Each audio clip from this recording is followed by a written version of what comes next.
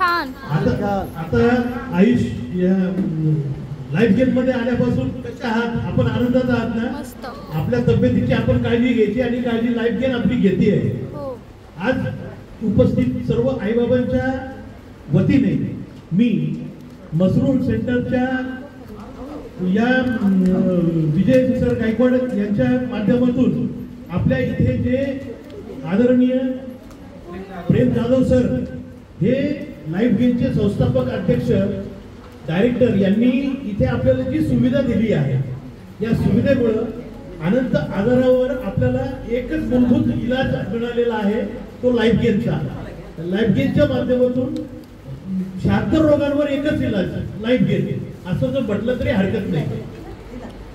अशा इलाजासाठी आपल्याला इथे जी सर्व साधन सुविधा उपलब्ध करून दिलेली आहे, त्यासाठी मी मसरूळ सेंटरच्या सर्व आईबाबांच्या वतीने आदरणीय सरांचं मनापासून आभार व्यक्त करतो. आणि या लाईफ गेमने म्हणजे कसं माहिती का, ईश्वराने मानव जन्म दिला, पण सामाजिक बांधिलकीसाठी आपण समाजासाठी काहीतरी करायला पाहिजे.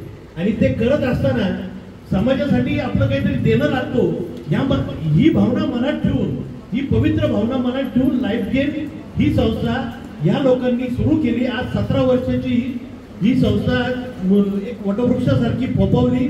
134 शाखा, बरोबर ना? 134 शाखा अगदी जगाच्या पातळीवर त्यांनी सुरू केलेल्या आहेत. खरोखर कौतुकास्पद आणि अभिमानास्पद गोष्ट आहे ही. आणि आपण या सेंटरमध्ये येऊन सगळे उपचार घेतो आहे आणि सर्वांना या उपचाराचा अतिशय चांगला फायदा होतोय हे सगळ्यांना दिसून आलेलं आहे.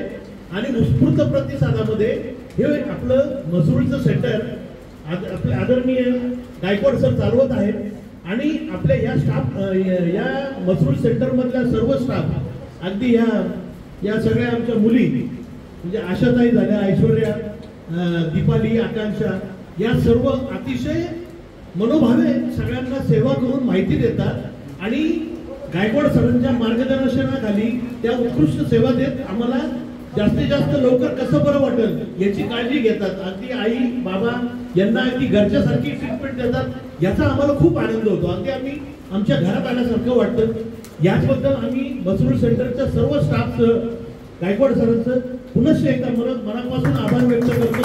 आणि ही लाईफ गेम खरोखर आम्हाला जीवनदान देणारी जीवनधारा आहे. ही जीवनधारा आपण ही जे आपल्या महाराष्ट्रात देशभरात जे चालवत आहेत, याच्यासाठी आपल्याला भरपूर उर्मी मिळो, ऊर्जा मिळो, ही ईश्वरचरणी प्रार्थना करून आदरणीय प्रेम जाधव सरांना शुभेच्छा व्यक्त करून त्यांचे पुनश्च एकदा आभार मानतो. धन्यवाद.